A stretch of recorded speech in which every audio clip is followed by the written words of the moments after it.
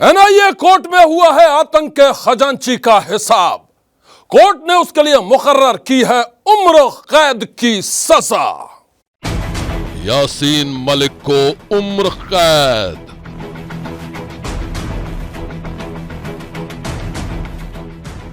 121 देश के खिलाफ जंग छेड़ना, उसमें उम्र कैद। जांच एजेंसी एनआईए थी, उसने तो मौत की सजा की तक मांग की थी। ये कहा था कि मौत की सजा मिलनी चाहिए। पूरी जिंदगी जेल में रोएगा पाकिस्तानी एजेंट।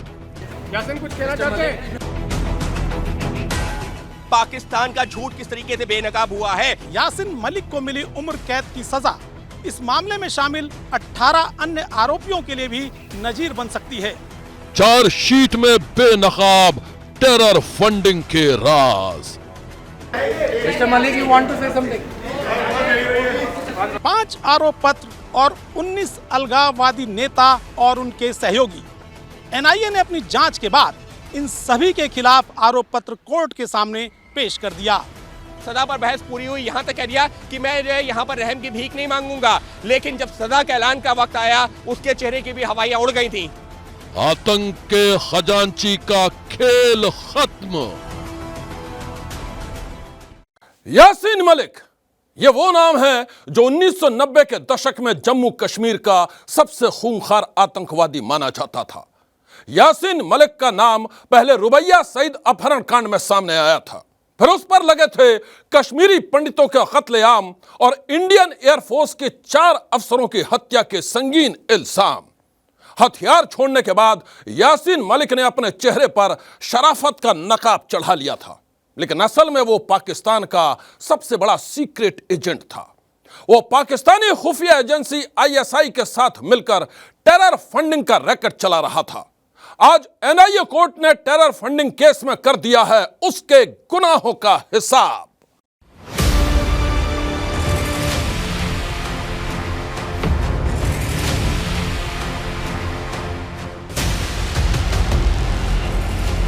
चप्पे चप्पे पर चाक चौबंद सिक्योरिटी,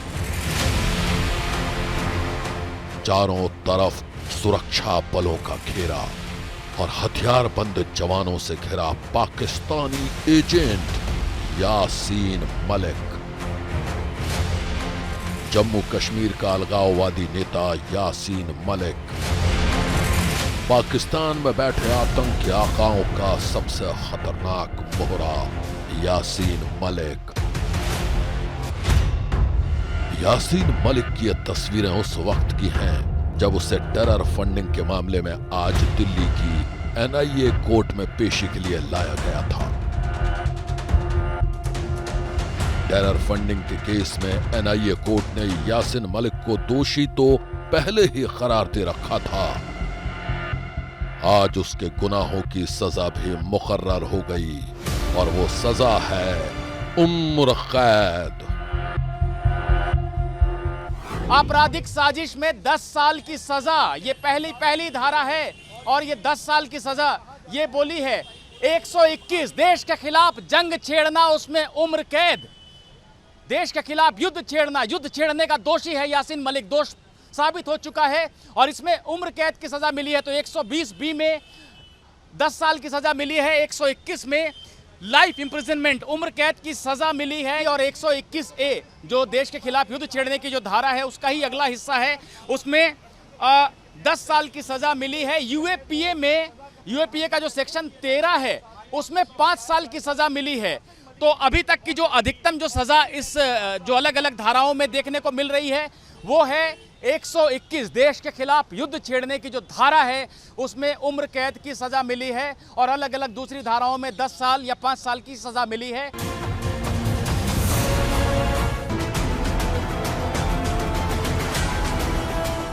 पाकिस्तानी एजेंट यासीन मलिक को एनआईए कोर्ट ने अनलॉफुल एक्टिविटी प्रिवेंशन एक्ट यानी यूएपीए की अलग अलग धाराओं के तहत दोषी करार दिया है। एनआईए कोर्ट ने उसे टेरर फंडिंग से जुड़े 2 केस में उम्र कैद की सजा सुनाई है, जबकि 4 मामलों में उसके लिए 10 साल जेल की सजा मुकर्रर की गई है। इसके साथ ही यासीन मलिक पर 10 लाख रुपए का जुर्माना भी लगाया गया है। पूरी प्रक्रिया को ये देख रहे थे, सुन रहे थे। अंकित से बात करते हैं। अंकित, एक बात लोग और जानना चाहेंगे कि ये जो सजाएं हैं, कहीं 5 साल कहीं 10 साल, ये एक साथ चलेंगी या अलग अलग काटनी पड़ेगी इसको? जी, यहाँ पर जो फैसला जब सुनाया गया सबसे आखिरी में जज साहब ने वही क्लियर किया। क्या?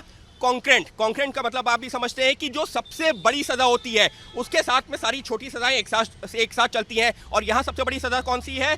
उम्र कैद की सजा। इसका मतलब ये हो गया कि जो बाकी सारी सजाएं हैं, जिसमें 5 साल है, 10 साल है, जुर्माना है, वो सारी सजाएं एक तरीके से जो सबसे बड़ी सजा है उसकी धारा उम्र कैद के साथ में चलेंगी। यानी कि यासीन मलिक को अगर हम ये कहें कि मिली है उम्र कैद की सजा और बाकी सजाएं उसके साथ चलेंगी तो कहना गलत नहीं होगा। अच्छा अंकित, एक बड़ा अहम सवाल है।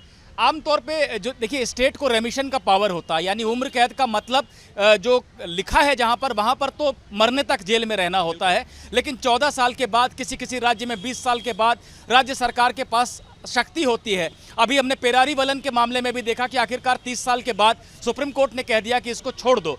तो ऐसे में लेकिन कई बार ऐसा होता है कि कोर्ट खास तौर पर लिख देता है कि हम जब उम्र कैद लिख रहे हैं तो रेमिशन की शक्ति हम वापस ले रहे हैं सरकार से और अंतिम समय तक इसको जेल में रहना पड़ेगा। जिस बात का आप जिक्र कर रहे हैं कि ये जो है उम्र कैद की सजा, उसकी मौत तक जो है उसको जेल में बिताना पड़ेगा, तो बाकी अभी डिटेल्ड ऑर्डर सामने आएगा तब हम लोगों को उसको एनालाइज कर पाएंगे। लेकिन जो कोर्ट ने ओपन कोर्ट में जो ऑपरेटिव पार्ट था उसमें अलग अलग धाराओं में कितनी सजा हुई है, कितना जुर्माना लगाया गया, उस बात का जिक्र किया है। लेकिन इस बात का जिक्र नहीं किया है कि क्या ये जो उम्र कैद की सजा है ये उसकी मौत तक उसको जेल में रहना होगा या फिर वो जो है जैसा जिस बात का आपने जिक्र किया कि स्टेट रेमिशन पावर होती है वो स्टेट के पास रहेगी या नहीं रहेगी, यह भी जो विस्तार से जजमेंट आएगा उसमें साफ होगा।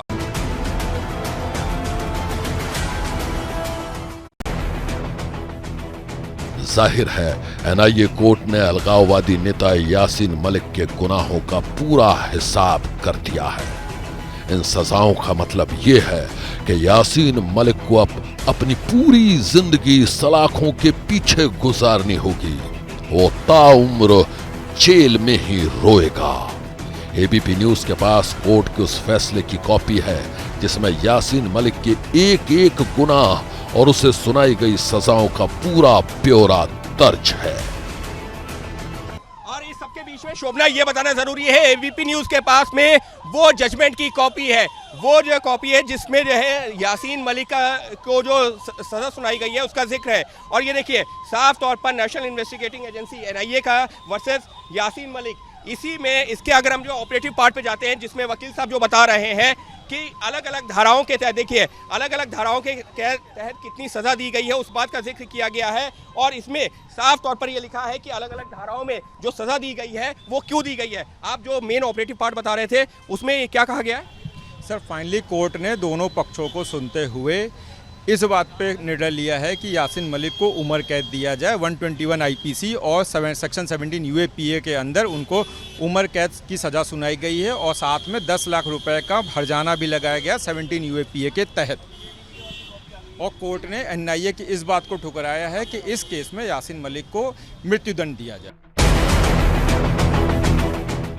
एनआईए कोर्ट ने जिस वक्त टेरर फंडिंग केस में अपना फैसला सुनाया तब एबीपी न्यूज के कई रिपोर्टर्स कोर्ट कैंपस के अंदर और बाहर मौजूद थे। यासीन मलिक की सजा से जुड़े हर अपडेट पर हमारी नजर थी। हम आपको बता दें कि 1990 के दशक का खतरनाक आतंकवादी यासीन मलिक आज जब कोर्ट के फैसले का इंतजार कर रहा था तो उसकी रूह तक कांप रही थी, क्योंकि देश की सबसे बड़ी जांच एजेंसी एनआईए ने इस पाकिस्तानी एजेंट के लिए सजाए मौत की मांग कर रखी थी।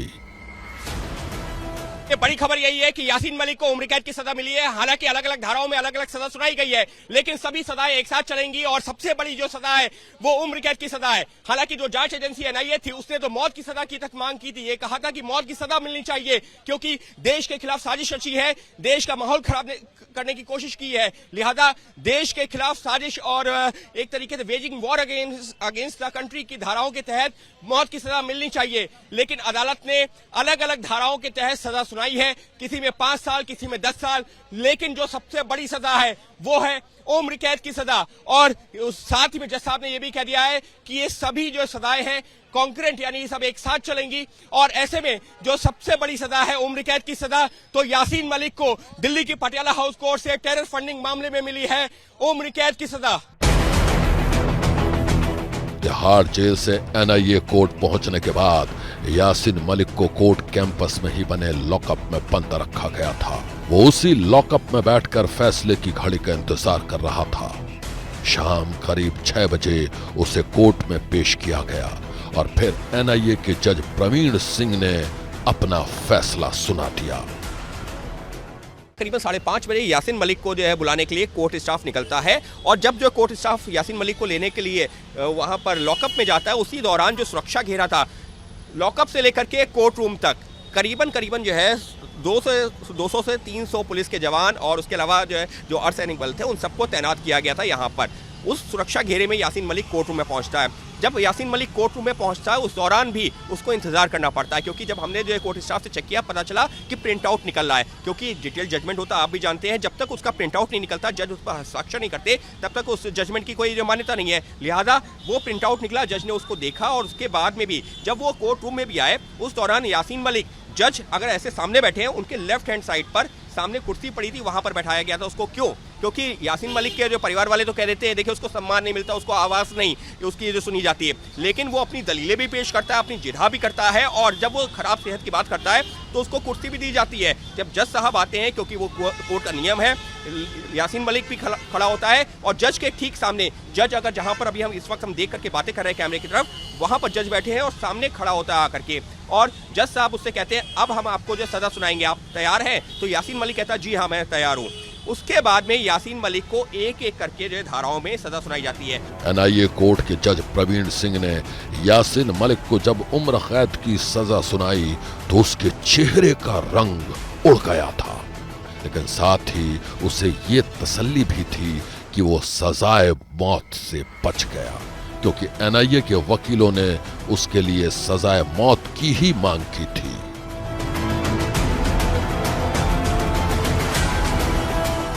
यासीन मलिक को देश के खिलाफ जंग छेड़ने के आरोप में उम्र कैद की सजा मिली है। हालांकि एनआईए ने उसके लिए सजाए मौत की मांग की थी। जानते हैं क्यों? क्योंकि एनआईए की जांच में यह खुलासा हुआ था कि वह पाकिस्तान के इशारे पर आतंकी साजिशों को अंजाम तक पहुंचाता था। कश्मीर घाटी में पत्थरबाजों तक जो पैसा पहुंचता था उसका इंतजाम यासीन मलिक और उसके गुर्गे ही करते थे। लेकिन हैरत की बात यह है कि एनआईए की गिरफ्त में आने से पहले सफेद पोश बनकर ऐशो आराम की जिंदगी जी रहा था Pakistani agent Yasin Malik. NIA court ने यासीन मलिक को राजद्रोह और आतंकवादी गतिविधियों में शामिल होने के आरोप में सजा सुनाई है। यासीन मलिक आतंक का वो चेहरा है जो खतरनाक गुनाहों के संगीन आरोपों के बावजूद कुछ साल पहले तक 5 स्टार जिंदगी जी रहा था। वो खुद को कश्मीर के बड़े नेता की तरह प्रोजेक्ट करता था। श्रीनगर से लेकर दिल्ली तक उसका जलवा नजर आता था, लेकिन टेरर फंडिंग के आरोपों ने उसकी मुश्किलें बढ़ा दी। यासीन मलिक पर कानून का शिकंजा तब कसा जब साल 2017 में एनआईए ने टेरर फंडिंग के मामले में ताबड़तोड़ छापेमारी की थी। नेशनल इन्वेस्टिगेशन एजेंसी ने इस मामले की जांच की शुरुआत साल 2017 में उस समय की, जब एक छापेमारी के दौरान उसके हाथ साल 2015-16 में पाकिस्तान द्वारा दी गई टेरर फंडिंग की लिस्ट हाथ लगी। इस लिस्ट में शब्बीर शाह, यासीन मलिक समेत अनेक ऐसे बड़े अलगाववादी नेताओं के नाम शामिल थे जो कश्मीर के अवाम के नाम पर लड़ाई बताकर पाकिस्तान से टेरर फंडिंग ले रहे थे। एनआईए की तहकीकात में टेरर फंडिंग के सीक्रेट खेल का पूरी तरह पर्दाफाश हो गया। गहराई से जांच पड़ताल के दौरान ऐसे कई चेहरे बेनकाब हुए जो पाकिस्तानी खुफिया एजेंसी आईएसआई से मोटी रकम लेकर जम्मू कश्मीर की फिजाओं में आतंक का जहर खोल रहे थे। जम्मू कश्मीर टेरर फंडिंग के इस मामले का मुख्य मास्टरमाइंड कश्मीर का व्यवसायी जहूर वैताली था, जो कुख्यात माफिया सरगना हाफिज सईद और पाकिस्तानी खुफिया एजेंसी आईएसआई का एक मोहरा था। वताली के पास से जो दस्तावेज जांच एजेंसियों को बरामद हुए उसमें साफ तौर पर लिखा था कि पाकिस्तानी खुफिया एजेंसी आईएसआई के जरिए कितने पैसे आए, दुबई से कितने पैसे आए, आतंकवादी संगठनों के जरिए कितने पैसे आए, और सबसे बड़ी दिलचस्प बात ये कि ये पैसे इन अलगाववादी नेताओं तक कैसे पहुंचाए गए। टेरर फंडिंग केस की जांच के दौरान अलगाववादी नेता यासीन मलिक समेत कई पाकिस्तानी एजेंटों पर एनआईए का शिकंजा कस गया और आखिरकार यासीन मलिक को गिरफ्तार कर लिया गया। वो साल था 2019। यासीन की गिरफ्तारी ने कश्मीर घाटी में तूफान खड़ा कर दिया था। 2019 में जब यासीन मलिक गिरफ्तार हुआ था तब शायद उसने भी नहीं सोचा होगा कि उसकी आने वाली पूरी जिंदगी ऐसी ही सलाखों के पीछे गुजरने वाली है। उसने शायद कभी नहीं सोचा होगा कि उसे उसके गुनाहों की सजा मिलेगी। तब तो वो यही समझता था कि बड़ी बड़ी तकरीरें करके जम्मू कश्मीर के भोले भाले नौजवानों को गुमराह करता रहेगा और शराफत का नकाब ओढ़कर कानून को धोखा देने में कामयाब हो जाएगा। स्टूडेंटों को कहा जा रहा है ये 300 रुपए के उड़ीद सड़कों पे निकल आते हैं। 5 साल पहले की इस प्रेस कॉन्फ्रेंस में यासीन मलिक इसलिए भड़क रहा है क्योंकि उसे पता था कि वो पकड़ा जाने वाला है। उसे पता था कि कश्मीर के नौजवानों को पैसे देकर पत्थरबाज बनाने वाले उसके मंसूबों का पर्दाफाश होने वाला है, क्योंकि वो एनआईए की हिट लिस्ट में आ चुका था। इसलिए यासीन मलिक एनआईए को शोले का गब्बर बताने लगा था। इसी गब्बर यानी एनआईए ने यासीन मलिक के खिलाफ शिकंजा कसा और 2019 में वो एक बार गिरफ्तार हुआ तो तब से जेल की सलाखों के पीछे ही है। और अब एनआईए कोर्ट का फैसला आने के बाद यह तय हो गया है कि वो जिंदगी भर सलाखों के पीछे ही रहेगा।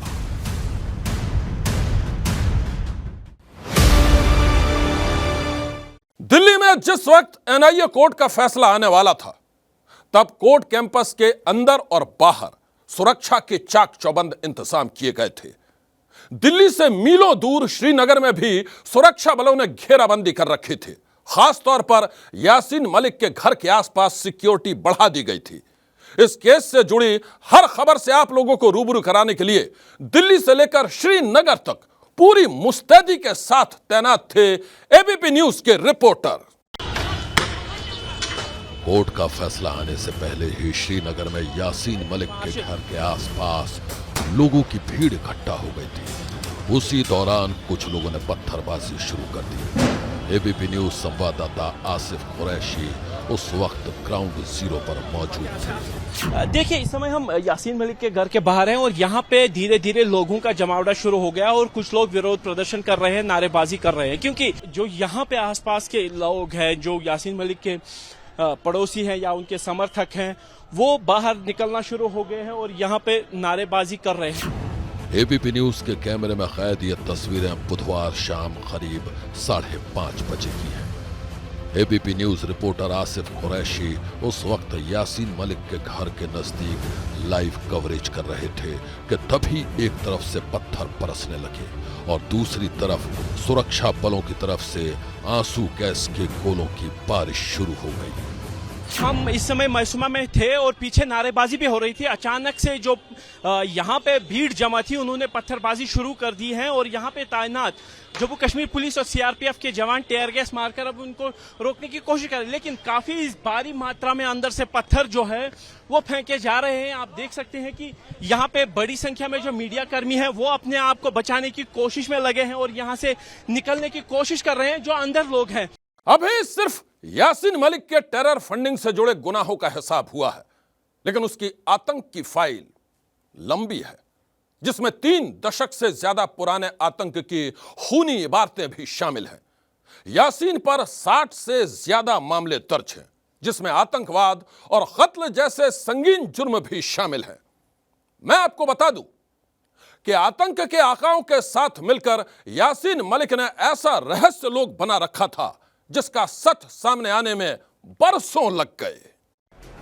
टेरर फंडिंग के आरोपों की जांच के दौरान एनआईए ने यासीन मलिक समेत जम्मू कश्मीर में सक्रिय तमाम आतंकी मोहरों की जन्म कुंडली तैयार की थी। अलग अलग मामलों में अभी तक एनआईए की तरफ से 5 चार्जशीट दायर की गई हैं, जिनमें 19 अलगाववादी नेताओं का कच्चा चिट्ठा दर्ज है। 5 आरोप पत्र और 19 अलगाववादी नेता और उनके सहयोगी। एनआईए ने अपनी जांच के बाद इन सभी के खिलाफ आरोप पत्र कोर्ट के सामने पेश कर दिया। एनआईए के इस कदम ने जम्मू कश्मीर में अलगाववादी नेताओं का गढ़ कही जाने वाली हुर्रियत कॉन्फ्रेंस का किला पूरी तरह से ध्वस्त कर दिया, क्योंकि पाकिस्तानी टेरर फंडिंग के इस खुलासे से लोगों का विश्वास उस पर से हटने लगा था। नेशनल इन्वेस्टिगेशन एजेंसी के इस खुलासे से जम्मू कश्मीर में पत्थरबाजों को मिल रही विदेशी फंडिंग पर लगाम लग गई। साथ ही आतंकवादी अलगाववादी नेताओं के इस गठजोड़ ने जम्मू कश्मीर में धारा 370 हटाने में भी महत्वपूर्ण भूमिका निभाई। एनआईए की जांच में ऐसे कई आतंकी मोहरों के नाम सामने आए थे जो पहले आतंकवादी थे लेकिन बाद में सफेद पोश बनकर ऐशो आराम की जिंदगी जी रहे थे। इस मामले की सुनवाई के दौरान कोर्ट ने भी टिप्पणी की थी कि यासीन मलिक ने आजादी के नाम पर जम्मू कश्मीर में आतंकवादी और अन्य गैर कानूनी गतिविधियों को अंजाम देने के लिए दुनिया भर से फंडिंग के नाम पर पैसे लिए। आतंकवादी अलगाववादी गठजोड़ के इस खुलासे के बाद इस मामले में सामने आए महत्वपूर्ण गवाहों की सुरक्षा के लिए जांच एजेंसी ने उनके नाम न लिखकर दिल्ली पुलिस के अधिकारियों के कोड वर्ड के नाम पर उनके नाम रखे। जैसे गवाहों के नाम Charlie, alpha, gamma, Harry Potter रखे गए। जो यासीन मलिक साल 2019 तक ऐशो आराम की जिंदगी जी रहा था, जिसे एक वीआईपी समझा जाता था, वो असल में पाकिस्तानी एजेंट था। ऐसा एजेंट जिसके हाथ इंडियन एयरफोर्स के 4 अधिकारियों के खून से रंगे हैं। उनमें से एक अधिकारी का नाम था रवि खन्ना। यासीन मलिक को सजा सुनाए जाने के बाद शहीद रवि खन्ना की पत्नी ने क्या कहा, अब आप ये भी सुन लीजिए। खून का बदला खून, और इस केस में मैं यह कहूंगी जो जजेस ने अपना मुनासिब समझा फैसला देना, वी मस्ट ऑनर दैट। ये निर्मला खन्ना है, एयरफोर्स के शहीद स्क्वाड्रन लीडर रवि खन्ना की पत्नी निर्मला खन्ना। स्क्वाड्रन लीडर रवि खन्ना समेत 4 एयरफोर्स अफसरों की हत्या का आरोप भी यासीन मलिक पर ही है। रवि खन्ना की पत्नी निर्मल खन्ना जम्मू में रहती है। यासीन मलिक की उम्र कैद से वो खुश नहीं है। वो खून का बदला खून मांग रही है। यासीन मलिक के बाद फारूक अहमद डार उर्फ पिट्टा कराटे और शब्बीर शाह समेत कई ऐसे मोहरे हैं जिनके गुनाहों का हिसाब होना अभी बाकी है। सिर्फ आतंकी हाफिज सईद ही नहीं, बल्कि कश्मीर में सबसे ज्यादा खून खराबा मचाने वाले संगठन हिजबुल मुजाहिदीन के सरगना सैयद सलाहुद्दीन से भी यासीन मलिक का पुराना याराना है। 80 के दशक में कश्मीर में आतंक की शुरुआत करने वालों में 2 बड़े नाम हैं, यूसुफ शाह और यासीन मलिक। यूसुफ शाह बाद में भागकर पाकिस्तान चला गया और उसने अपना नाम बदलकर सैयद सलाहुद्दीन रखा। इसके साथ ही उसने कश्मीर में खूनी जलजला मचाने के लिए हिजबुल मुजाहिदीन की नींव रखी। आज की सनसनी में बस इतना ही। आप रहिएगा होशियार, सन्नाटे को चीरती सनसनी कल फिर देगी दस्तक आपकी दहलीज पर।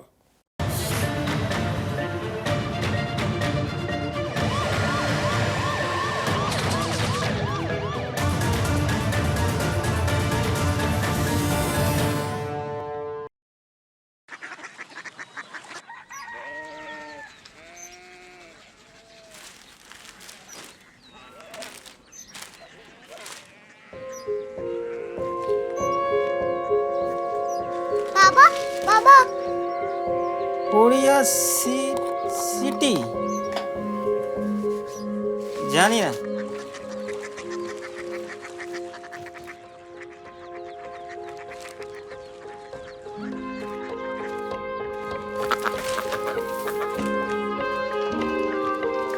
Korea city? हाँ।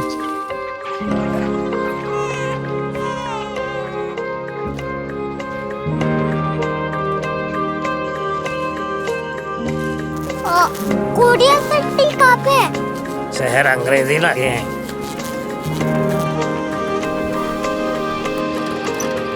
Korea city.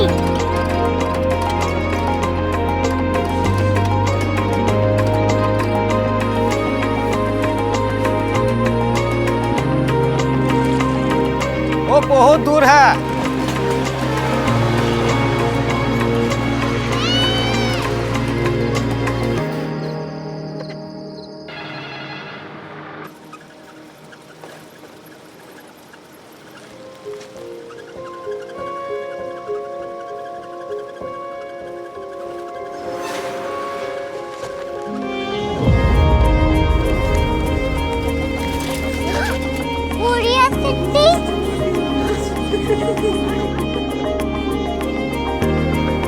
दुनिया कुछ लोग बड़े होते हैं। कोरिया सिटी कहाँ है? प्रोफेसर साहब को पता होगा।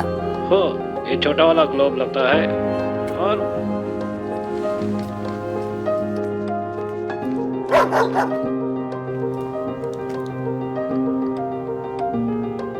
पता नहीं, मेरी बेटी से जाके मिल लो, शायद उसे मालूम हो।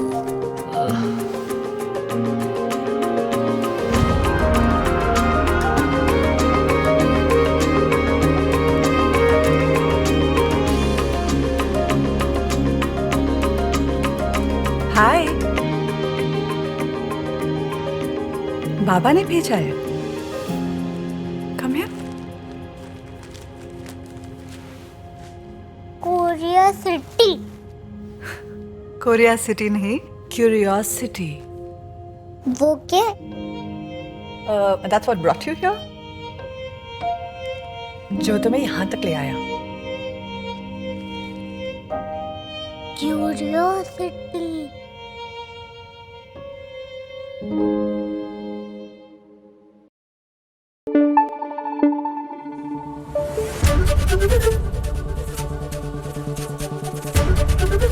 एबीपी न्यूज आपको रखे आगे।